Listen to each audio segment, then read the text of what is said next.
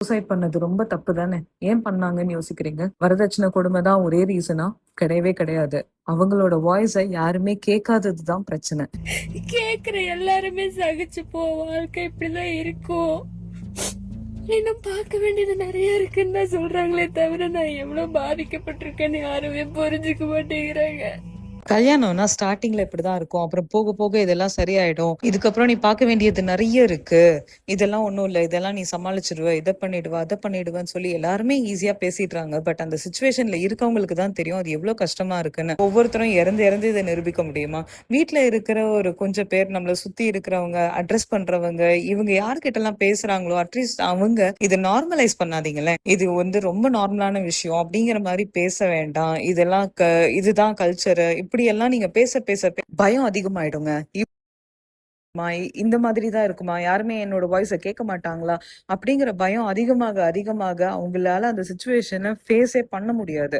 அப்படி ஃபேஸ் பண்ண முடியாம இருக்கிறப்ப இந்த ப்ரெஷர் கண்டினியூஸா இன்க்ரீஸ் ஆகிற போது அதனால யாருக்கு என்ன பிரயோஜனம்? அதுவும் இல்லாம நம்ம இந்தியால இருக்கும்போது அம்மா அப்பாவோட மரியாதை கல்யாணத்துல தான் இருக்கு அப்படின்னு நினைக்கிற இந்த சமுதாயம் இருக்கு இல்லையா, இது ரொம்ப ரொம்ப இன்னும் மோசங்க. அம்மா அப்பாவை வந்து நான் சந்தோஷமா வச்சுக்கணுங்கிறதுக்காக நான் சாக முடியுமா? பிடிக்காத ஒரு இடத்துல வாழதான் முடியுமா? சப்போஸ் இந்த மேரேஜ் எல்லாம் விட்டு நான் வெளியே வந்துட்டேன்னா எங்க அம்மா அப்பா கூட நான் இருக்கிறத அவங்களே அவமானமா ஃபீல் பண்ணிட்டா நான் என்ன பண்றது?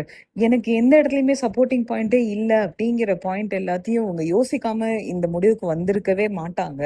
யாருமே இத அவங்களோட ஆள் மனசுல இருந்த ஒரு அவ்வளோ பெரிய பெயின். சோ அவ்வளோ ஈஸியா வந்து சூசைட் பண்றதும் ஈஸியா கிடையாதுங்க. அந்த மொமெண்ட்ல வந்து இது எல்லாம் யோசிக்கும் போது எந்த பாசிபிலிட்டிஸும் எனக்கு இல்ல அப்படின்னு அவங்க ரொம்ப தீர்க்கமா நம்புறதுனாலதான் வந்து அந்த முடிவுக்கே அந்த முடிவை அவங்க எடுக்கிறதுக்கு இந்த சமுதாயமும் நீங்களும் நானும் தான் அவங்கள அந்த இடத்துக்கு தள்ளுறோம். தயவு செஞ்சு கல்யாணத்துலயோ இல்ல குழந்தை பெத்துக்கிறதுலயோ இல்ல ஆபீஸ் போறது இல்ல ஸ்கூல் ஸ்டூடெண்ட்ஸா இருக்கட்டும் மார்க்க பத்தி பேசுறதையோ இது எல்லாம் பேசுறதை நம்ம நிறுத்தினா மட்டும்தாங்க சூசைடை நிறுத்த முடியும். ரீசன் ஒன்னே ஒண்ணுதான், இது எல்லாத்தையும் இந்த டைம் லைனுக்குள்ள நம்ம பண்ணணுங்கிற ப்ரெஷரை நம்ம எல்லாருக்கும் கிரியேட் பண்றோம். இன்டைரக்டா அம்மா அப்பா வந்து இந்த விஷயத்த நான் என் குழந்தைக்கு இந்த டைம்குள்ள பண்ணணும், இந்த டைம்குள்ள பண்ணணும், இவ்வளவு பேர் வந்து பார்க்கணும், இவ்வளவு பேர் மதிக்கணும், யாரும் சொல்ற மாதிரி என் லைஃப் ஆயிடக்கூடாது, இந்த மாதிரி ப்ரெஷர் எல்லாத்தையும் அவங்க வீட்டுக்குள்ள சொல்லி சொல்லி சொல்லி அந்த பசங்களோட மைண்ட்ல இதெல்லாம் எங்க அம்மா அப்பாவுக்கு அவமானத்தை கொடுக்கும் அப்படின்னு அவங்களா நினைக்கிறதுனாலதான் அவங்களால எங்கேயுமே வாய்ஸ் அவுட் பண்ண முடியல. எந்த இடத்துலயுமே அவங்களோட வாய்ஸ் கேட்கப்படவே இல்லை.